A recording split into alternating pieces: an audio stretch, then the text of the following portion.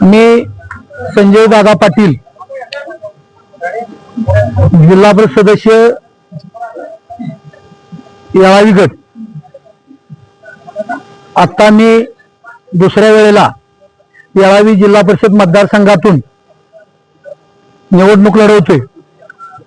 खरं तर मी पक्षाकडे मागणी केली, पण अजून पक्षाचा निर्णय न आल्यामुळे आज मी या ठिकाणी लोकांच्या, माझ्या सर्वसामान्य कार्यकर्त्यांच्या आणि जनतेच्या आग्रहाखातर आज या ठिकाणी मी अपक्ष म्हणून अर्ज भरलेला आहे।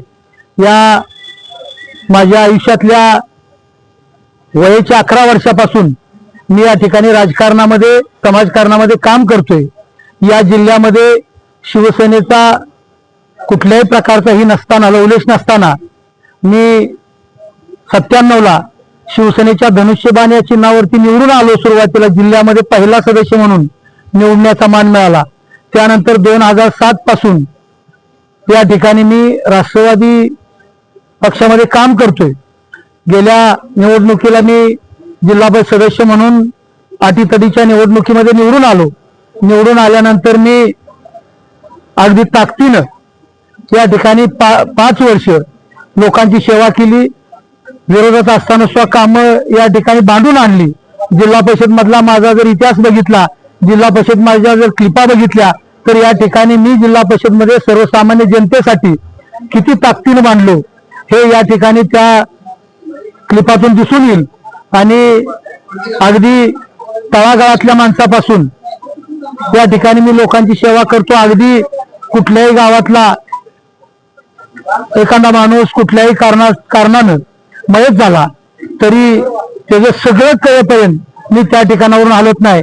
कोविडच्या 2 वर्षाच्या काळामध्ये सगळी नेते मंडळी घरात बसली, पण एकटा मी मतदारसंघामध्ये माझी दवाखान्याची टीम घेऊन फिरत होतो आणि कितीतरी लोकांना या ठिकाणी मी हॉस्पिटलमध्ये बेड मिळवून द्यायचे असतील किंवा त्यांचा औषधाचा उपचाराचा खर्च पेलत नसेल, त्या सगळ्या लोकांना मी या ठिकाणी चांगल्या पद्धतीनं त्यांची सेवा करून माझ्या मतदारसंघातले कमीत कमी 150 ते 200 लोकांना मी या ठिकाणी बेड मिळवून देणं त्यांना।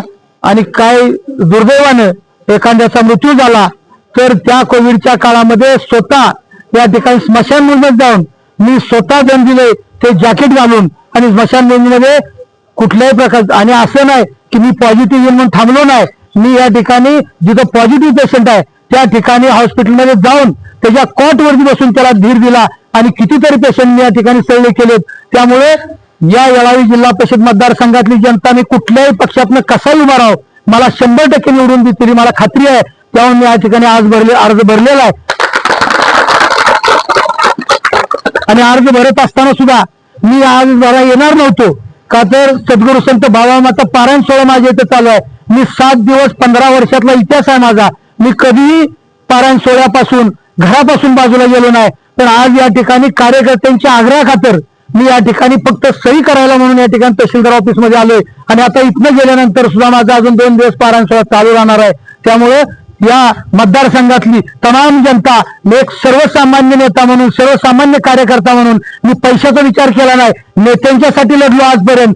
तुम्ही जर माझा इतिहास बघितला, माझी जर या ठिकाणी बँक खाती बघितली आणि माझं जर स्टेटमेंट बघितली, तर तुम्हाला कळेल की माझ्या राजकारणामध्ये माझी मिसेस 5 वर्ष सभापती, मी जिल्हा परिषद सदस्य, मी पंचायत समिती सदस्य, एवढं सगळं असताना सुद्धा मी या ठिकाणी सामान्य कसा राहिलो हे जर तुम्ही ते सगळं रेकॉर्ड बघितलं तर कळेल। त्यामुळे मी ठाम राहिलो आणि जिथं राहिलो तिथं प्रामाणिक राहिलो, कधीही कुठल्याही पद्धतीची गद्दारी केली नाही, नेत्याची प्रामाणिक राहिलो, पक्षाची प्रामाणिक राहिलो। त्यामुळे माझी स्वतःची इच्छा आहे की, आणि माझ्या कार्यकर्त्यांची इच्छा आहे, पक्षाने मलाच उमेदवारी द्यायला हवी। आणि मला उमेदवारी, माझ्या कार्यकर्त्यांची इच्छा आहे, उमेदवारी पक्षाने देऊ किंवा न देऊ, तुम्ही ताकदीने निवडणूक लढवायची आहे आणि आम्ही तुमच्यासाठी स्वतःचा खर्च करून या ठिकाणी निवडणुकीला सामोरं